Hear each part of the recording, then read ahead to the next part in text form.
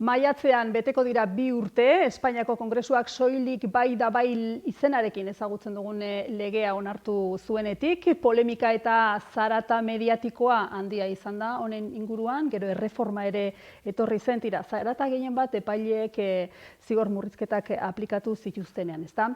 Soilik bai da bai legearen inguruko hitzaldia egin dute Bergaran, hain zuzen ere emakumendako jabekuntza eskolak antolatuta eta legea gertutik landu duten Maider Galardi eta Sara Arruti gure eskualdera etortzekoak zirela baliatuta, gurera ere gonbidatu ditugu. Eta hemen dira, ongi etorri Maider, ongi etorri Sara. Kaixo. Tira, kazetari eta ikertzailea zara, zu Maider, hedabidetatik gai honi egin zaion edo eman zaion trataera deigarria izan da, legearen aurkako diskurtsoa ere indartu dutela esango nukenik. Sortutako zarata mediatik hori aztertzerakoan, ze gako nabarmenduko zenituzkezuk? Bida, egia da lege hau ezagutaraz izanean ja, hasi zala zarata mediatiko guztia, eta nik uste bigako zeudela batetik ez paradigmatik bai da bai paradigmara aldatzeak suposatzen dulako pentsamenduan ere aldaketa bat, eta konsentimendua edo erdigunean jartzen duelako, eta nik uste hori gizarteratzea konplikatua eta batzuentzako ez beharrezkoa izan dela, eta bestetik zegoen nik uste Espainiako Berdintasun Ministerioaren aurkako zera bat ja zauri batzuk edo arrakala bat irekita translegetik zetorrena. Eta orduan horrek egin du nolabait iritzi publikoa lerratzea lege honen aurka. Baina esango nuke ez datorrela ezerezetik edo lege hau izan denik ikamika sortu dena, baizik eta ulertu behar ditugula beste hainbat gertakari denbora honetan. Esan duten bezala, Berdintasun Ministerioari egiten zaion nik uste markaje argia, eta horrek bukatu du Irene Montero ministerio izatea uztearekin, baina baita ere esango nuke badagoela ofentsiba nahi baldin bada fascista, baina egikaritzen dena ere ofentsiba antifeminista batean, eta hori ez diot nik, hori badiote esate baterako sexu heziketa eta hezkidetzan aritzen diren hainbat kooperatiba, eragile elkarte, eskoletara joan, eta nolabai ikusten ari diren jada erresistentzia bat, ez?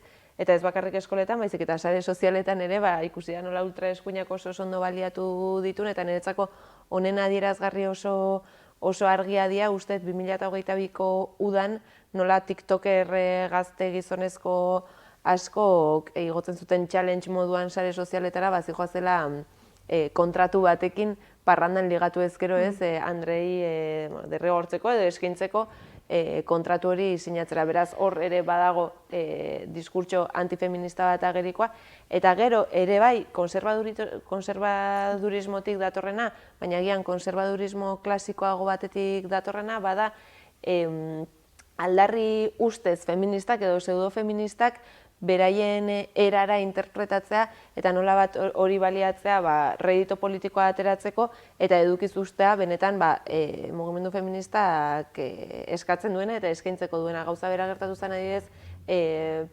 prisión espetxaldi luze eta errebisable edo bezala tipifikatu zen horretan, ezakit Diana Kerr eta horrelako kasu entzutetsuak egon ziren eta eskatzen zena zen azkenean nola utziko ditugu bortxatzaileak kalean, eta orduan bizi osorako zigorra ezarriko diegu, ez? Eta orduan legea areta punitibistagoa bihurtuko da. Eta gauza bera gertatu da nik uste, orain bai da bai legearekin azkenean zigor metaketa bat egondan edo zigor batuketa bat egondan, horkilak hori sarako beto eskatuko azalduko du, baina zigorren horkila gutxitu eginda, baina hori uste dela prozedura ohiko bat, eta diskurso hori baliatu dute ez, esateko ari gerara sekulako hankasartzea egiten, eta uzten ari gerala bortxatzaileak kalean, eta horrek aldi berean indartzen du bortxaketari eta bortxatzailei buruz daukagun iruditeria badala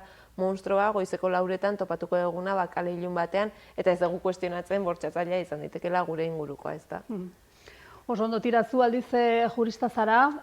Sara, genero ikuspegia aintzat hartzen duen botere judiziala utopikoa da, edo lege honek urratsak ematen ditu alde horretan. Hau da, onuragarria da lege hau edo ez? Bai, nire ustez legea txalogarria da, kontuan hartu behar dugu, asko hitz egiten degula, baietz da baietz, soilik bai da bai legearen inguruan, baina bere izen ofiziala dela sexu askatasuna erabat bermatzeko legea.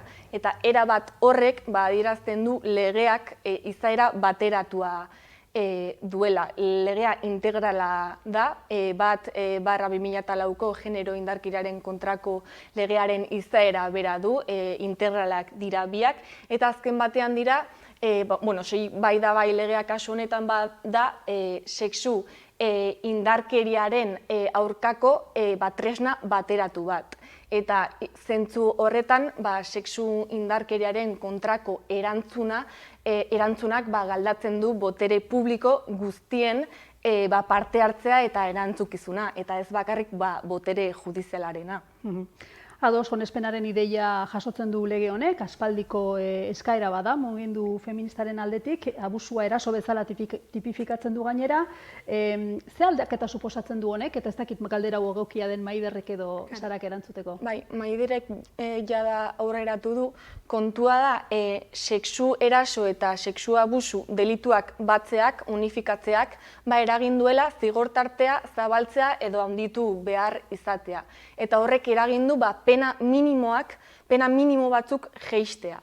Eta pena minimo batzuk jetxidianez, erasotzaile batzuk zigor-kodearen zehazki 2.2 artikuluan jasotzen den printzipio baten arabera zeinak esaten duen errudunari beti aplikatu behar zaiola mesederagarria den legea, artikulu horretan oinarrituz errebisioak eskatu dituzte.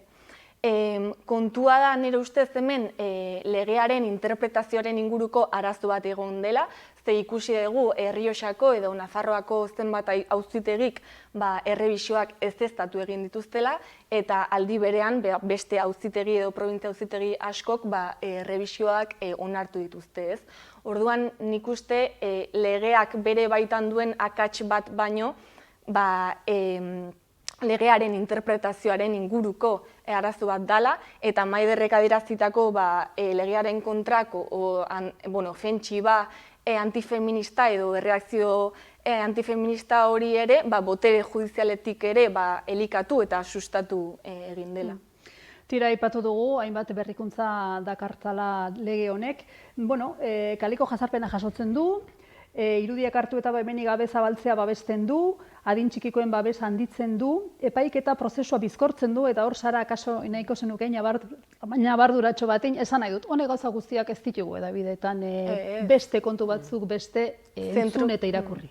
Eta batez ere, ez gara hitz egiten nondik datorren eskaera hau, eta kasu honetan mugimendu feministatik etorri den eskaera bat da, kasu oso entzutetxua izan den baten ondorioz, eta izan da San Ferminetako talde bortxaketaren ondorioz sortutako erreakzioak, batez ere lehen epaiketan abusu bezala tipifikatu zelako, etzegolako momentu hortan irudi horietan, edo epaitu ziren irudi horietan, etzegolako ezezko esplizitu bat erasotua izan zen emakumearen aldetik, ez? Eta horrek ebatzi zuen abusua izango zela eta ez erasoa. Beraz, mugimendu feministak kalera atera zen, mugimendu feministak argi adierazuzun etzala abusua, baizik eta erasoa izan zela, horretarako aldatu behartzela legedia, jopuntuan jarri zen ere sistema judiziala, eta horren ondorioz iritsi da lege hau tipifikatzera, ez? Beraz, gogoratu behar gara, hortik datorrela mugimendu feministaren eskaera badala, eta oroar, aintzatespen soziala bazituen aldaketa batzuk zirela legean kasu honetan. Beraz, harrigarria da, zuk aipatu dituzun beste neurri horiek ere ez azaldu izana, besteak beste badago bat oso gertu tokatu altzaiguna, eta da urgentziazko 24 orduko zentroak irekita egongo direla, ez?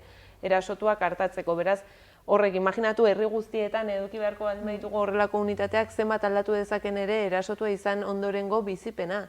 Asko erreztu dezake, printzipioz hori guztia diruz gaitze baldin bada eta benetan azkenean egiten baldin bada, ez?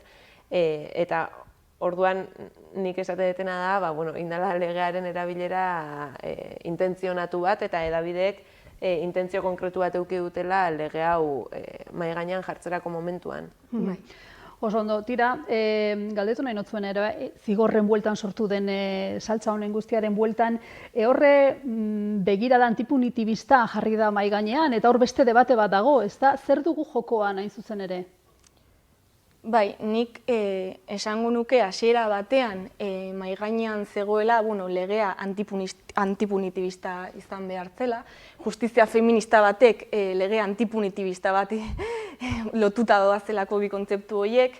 Baina, azkenean PSOE, PP-ren erreformarekin apirilean burutu zenak, zigor tarteak aldatzen dira kondenak ez berrikusteko aitzakiarekin, eta horrek lortzen duena da marko punitibistan bete-betean erortzea, eta nire ustez galdetu beharko ginateke ea zigor altuagoek gehiago abesten gaituzten, eta aldi berean ere zigor altuagoek ea presoaren bergizarteratzea bermatzen duten, ez?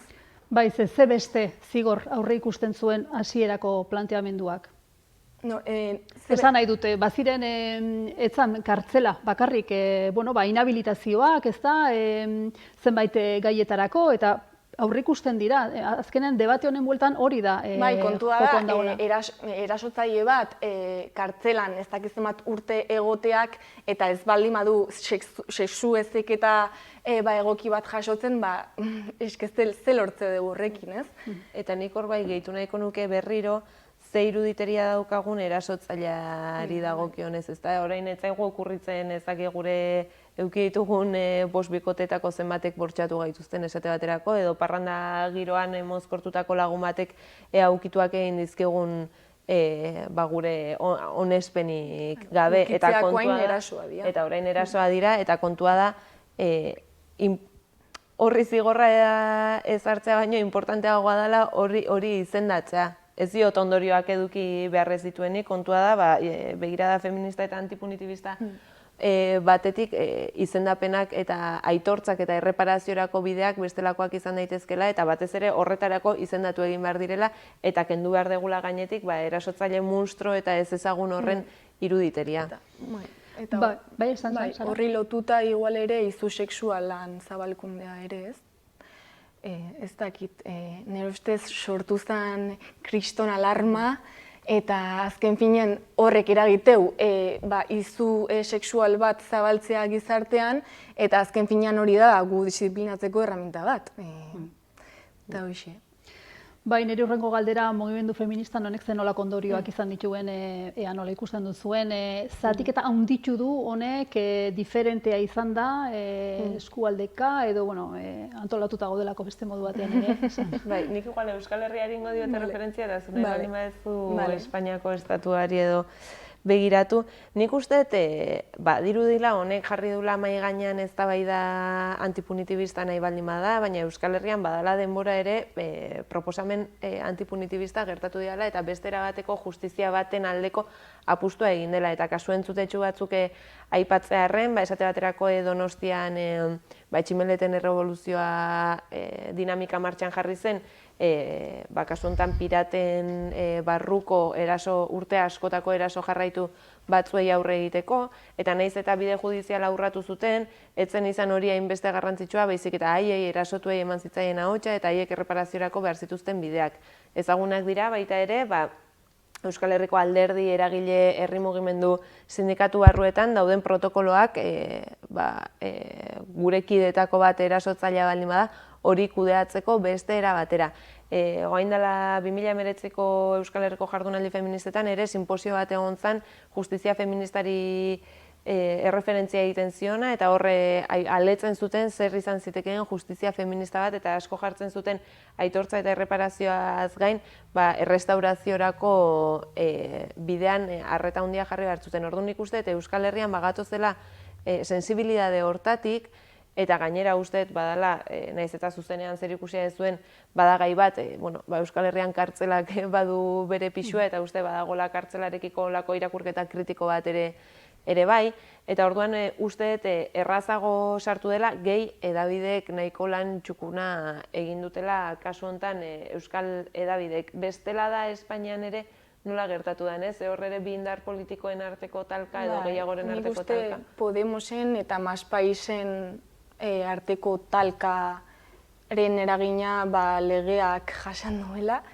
Eta, Maiderrek esan duenari lotuta, nik adibidez faltan botatzen dut legean justizia errestauratiboari, justizia errestauratiboa mentzionatzea. Ematen du gatazka hauek beti judizializatu inberdiala eta beste bide asko daude justizia errestauratiboaren baitan gatazka hauek konpontzeko eta feministagoak dianak, ez dianak hain agresiboak, azken finean zigor sistemak indarkeria sortzen du, beproduzitzen du eta indarkeria mantentzeko beste erraminta bat da zigor sistema. Indargunez aritu gara, eta Olgunez ere galdetu nahi notzun, aurreratu zara pixkat. Horixe ikusten duzu Olgune nagusi gehiago ere baditzu lege honek? Nire ustez ere ez dituela emakume guztien eskubideak babesten. Emakume migranteak nire ustez bigarren mailako biktimatzat tratatzen ditu legeak. Sexu langileak ere, are gehiago, nire ustez sexu langileak kriminalizatu egiten dira lege honekin. Eta, gero esango nuke ere, kontsentimenduaren definizioa eztabaidagarria dela. Orain, Clara Serrak, aktivista eta filosofoak liburu oso interesgarri bat argitaratu du horren inguruan. Eta, horri, definizio horri buelta bat eman dakioke, baina, legeen utxunez baino nik esango nuke, oinarri sendo bat jartzen duela mahai gainean, borrokarekin jarraitzeko. Maider, aipatu duzu, hedabideek hemen, euskal hedabideek beste modu batera jokatu ote duten, ez da, hori behintzat irakurketa egiten duzu, azterketa egin duzula ere badakit. Zein beharko luke hedabideen funtzioak, nola ikusten dituzu hemen ingurukoak? Egia da nik uste dut eta hau beste hainbat ikastarotan eta aipatzen duten zerbait da, ez da gure buruari loreak botatzeagatik, ze guk ere gauza gaizki egiten ditugu, baina egia da euskal hedabideak badukatela kasualitatez edo ez, sensibilitate bat gai hauekin eta gaiak aletzeko nahimen bat badago, ez da? Adibidez, errestan botako ditut. ETBek egin zituen bideo pildoratxo batzuk azaltzen, juristak ekartzen azaltzeko legearen nondik norakoak, nik horiek berak ikusi ditut legeari buruz hobe jakiteko, berriak egin ditu erreportaje zabalak, argiak ere aterako zituen hainbat albiste hauek ongi tratatzen, eta honen abia puntua lehen esan duten bezala, Sanferminetako talde bortxaketa izan zen bezala, beti adibide bera jartzen dut, baina kontua da ni momentu hortan neola berrian praktiketan hasi berri, osea, 6 egun eramatzen berrian praktiketan tokatu zitzaitenen Sanferminetako talde bortxaketaren berria albistea ematea, niri tokatu zitzaiten. Eta handik 10 egunera, egun hauetan bilatzen egon naiz hemerotekan zer egin genuen, eta gogoratzen naiz, egin genuela reportaje doble bat, galdetuz Iruñako Sanferminetan parte hartzaile aktibo ziren eragileetako ordezkariei, izan udal ordezkariei, izan ostalarien eta elkartetako ordezkariei, erregumen mugimenduetakoei, txosnetakoei, mugimendu feministari, berdintasun kontseiluari, ea ze irakurketa egiten zuten, oro har ez bakarrik izan zen bortxaketa horri buruz, baizik eta Sanferminetan salatu ziren 16 erasoi buruz, ezta? Eta horrek adierazten du, bat, ez dela kasu isolatua eta ez zela izan naiz eta gero oso mediatikoa eta esan guratxua izan, ez zela bakarra izan eta beraz ez zela salbuespena, baizik eta egiturazko arazo bat dela. Bi, ahotsa ematen ere erasorien aurrean altxatzen diren herritarrei, mugimenduei eta bar, diskurtso boteretzailego bat ematen ere bai, ze bestela dago arriskua Sarak esaten zuena izu sexuala edatzeko, gauza bera gertatu da, orain dela 2 urte jeringekin, ez da? Ziztadekin. Eta uste oso garrantzitsua dela fokoa jartzea hortan. Eta aldiz ikuste dituzu garaiko Espainiako beste hedabide batzuk, eta egiten dutena da egunero eta hilabete luzeetan erreproduzitu portal horretara nola llegatu ziren, nola sartu ziren portala, grabatu portala, hauta beste, ezakite neskatila honen azkeneko 30 minutu zoriontsuak eta horrelako titular morbosoekin. Bai. Eta hor nik uste dikotomia hori argia dela eta ikusten dela eta niretzako bideak hori beharko luke. Sara, zuretzako azkenengo galdera, sistema judiziala patriarkala da, gurean ere bai, badaude urratsak zer egin beharko litzateke, ze aldaketa eskatuko zenituzke zuk, eskatzeko aukera izango da zeno. Baietz eta baietz legeak jartzen du fokua ere honetan, bai poliziaren jardunean eta bai eremu judizialean formakuntza indartu eta sustatu egiten du, eta egia da baditugula epaile eta magistratu matxistak, hori ukaezina da, nire ustez, baina bai da bai legearekin aurrera pauso handia ematen dela iruditzen zait, biktimari egiten zaizkion galdeketetan eta argi adierazten da ezin diala galdera estereotipatu edo birbiktimizatzailak formulatu biktimari, hori oso garrantzitsua iruditzen zait, eta, bueno, nik balorazio positiboa egiten dut. Oso ondo, Sara. Oso ondo, tira, hausnarketarako gako asko eta asko eman dizkiguzue, egia esan, beste asko geratuko ziren aipatu ere egin gabe, baino tira, denborak ere hause ematen du. Estimatitua dago benetan, etortzeko egin duzuen alegina, eta tira hurrengora arte nahi duzuen arte bioi. Eskerrik asko.